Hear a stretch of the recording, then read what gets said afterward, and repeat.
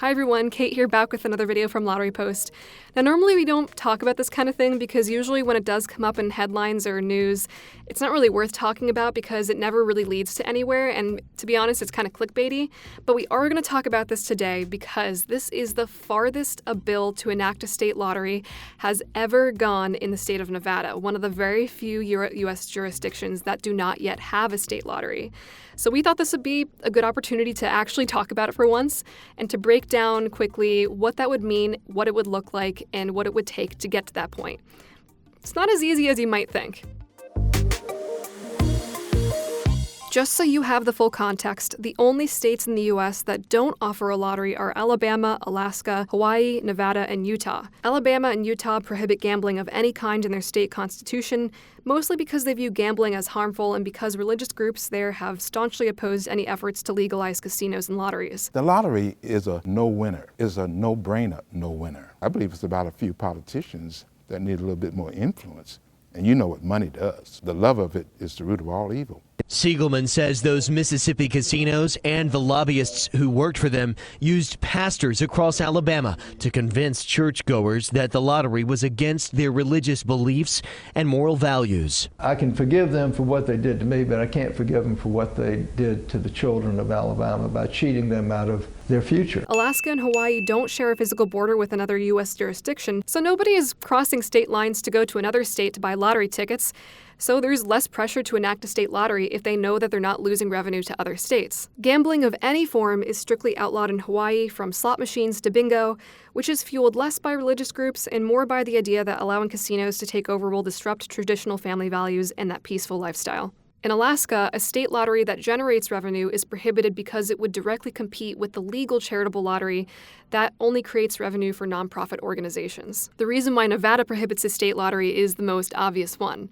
It's home to Sin City, the adult Disneyland, where casinos have a heavy hand in state legislation. There is an absurd amount of revenue generated by casinos in Nevada than any other state. In 2022, casinos on the Strip in Las Vegas alone generated $8.2 billion in revenue, making it the top gaming market in the country. The next most profitable city doesn't even come close, with Atlantic City in New Jersey making $2.8 billion in gaming revenue in the same period. But how does the state benefit from this, and why do casinos have such a big influence? As you might already know, the lottery is essentially a large business operated by your state. A certain amount of ticket sales and revenue are directed towards different funds for things like education, environmental projects, other resources that the state provides. Other gambling institutions, like casinos, generate revenue for the state in other ways, like gambling taxes, fees, and licenses. To give you an idea of how much money casinos make for the state, in just 1 month in December 2022, Nevada casinos alone reported $1.3 billion in revenue. That generated $67 million for the state's general fund. And that's a lot of dough. So casinos and the state legislation of Nevada kind of go hand in hand. Casinos want to make money. They're just essentially large businesses that want to see a profit. And they know that the state relies on them because a lot of tourist dollars are going towards casinos. The state sees the billions of dollars that casinos are making, and all they have in their eyes are dollar signs. So they're going to want a piece of that pie too, and enact things like regulations and taxes. So now the lottery comes in, the lottery enters the chat, and they're looking for a seat at the table in the land of degeneracy and vice. And casinos do not like that. And since casinos have such a huge impact on the gambling and gaming industry, every single time a lottery bill is introduced in Nevada, it's quickly and quietly shut down in fears that a state lottery would compete with casinos. And after all, it is a form of gambling, and the way they see it is every new option for gambling in their customers' eyes is one more form of entertainment for them that can potentially take their eyes away from the slot machines and poker tables. The bill was introduced earlier this month and would allow the Nevada legislation to create and enact a state lottery, and while preventing other organizations or entities from having their own lottery and selling their own lottery tickets. At the same time, it also doesn't prevent other charitable organizations from running their own lottery, with revenue that only benefits nonprofit organizations. So those charitable lotteries will still be able to run. It's a very simple bill, very simple language. There's not really much in there that describes where funds from the lottery would go. They probably didn't get that far when they drafted it because they honestly didn't believe that it would probably get this far in the first place. We're only talking about this now because it actually passed the Assembly for the first time, 26-16, and never once in history has this type of bill ever made it past the first vote in Nevada. I'll talk more about what needs to happen for a state lottery to actually be created in Nevada, but before I do, I just want to make a quick point about why I think it's silly that Nevada doesn't have a state lottery yet. Let's be perfectly clear. Nobody, whether it's for a bachelor, bachelorette party, vacation, whatever it is, I'm not going to judge you if you go there. Nobody is going there because they want to play the lottery. No one is going to the Strip in Las Vegas and going, where can I play the lottery? No, that's not why they're there. This bill was not intended to create competition between the lottery and the casinos. If anything, it'll just make the lottery more accessible for people who just maybe happen to be walking by a convenience store and think, hey, I think I'll buy a lottery ticket. But really, this bill is not aimed towards tourists and people like that. No. Casinos have and will continue to maintain a monopoly on the gaming and gambling industry because that's how they make their money, and that's where the state revenue mostly comes from. But this kind of bill is taking aim at residents, people who live in Nevada full-time, the ones who have to deal with the tourists coming in to go gamble at their casinos. Residents they don't really have that option of being able to go to their convenience store just to buy a lottery ticket, and I don't really think that's kind of fair. They just don't have that choice. The residents are the ones taking their money to go drive minutes and hours across state lines to go play the lottery elsewhere. And they're taking their money with them to go to California, Arizona, and that's what this bill is trying to prevent from happening. For example, there is a store in Primm, California, right over the Nevada border, that routinely sells lottery tickets to Nevada residents, with customers sometimes driving 45 minutes and waiting 3 to 4 hours in a line outside the store when the Powerball or Mega Millions jackpots are in the several hundreds of millions.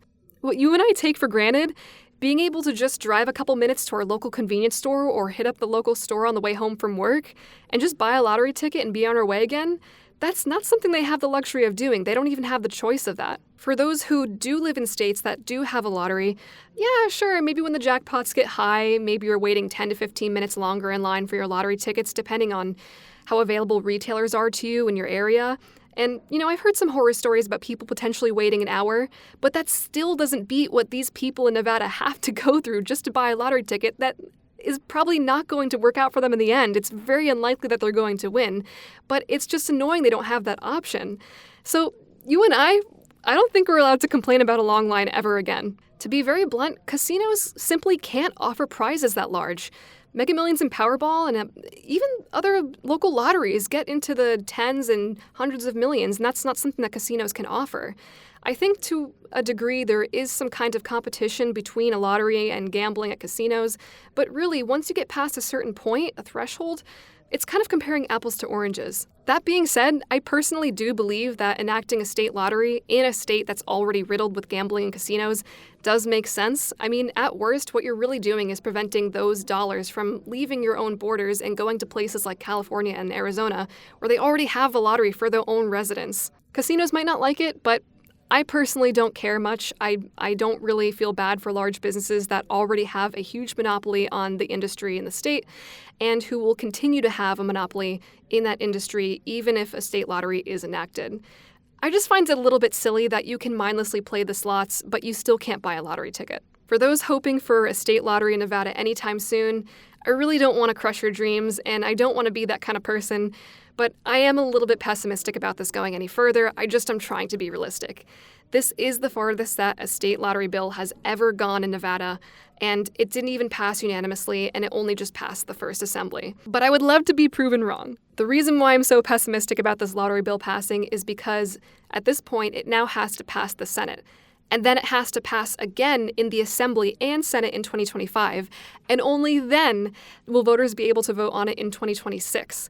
And then if that passes with voters, I imagine that there'd probably be another waiting period, maybe a year or so, where the state legislature would have to draft up a team, organization, rules, games, anything that you can imagine that goes into creating a state lottery for it to actually become a thing. At least, I imagine there would be between now and then, maybe 4 years, if the stars and universe magically align and this bill does pass. You might have around 4 years of waiting before a state lottery in Nevada actually does happen. So the big question, do you think people should have the option to be able to choose whether they want to play the lottery? Let us know down below, and also whether you think that Nevada should have a state lottery, or any of those other 4 states that still don't have a state lottery for that matter. Don't forget to leave a like in this video if you enjoyed it. We love hearing your thoughts. And also don't forget to tap that subscribe button and the notification bell so you're ready for when our next video does come out. But from all of us at Lottery Post, thanks for watching and listening in, and we'll see you next time. Take care.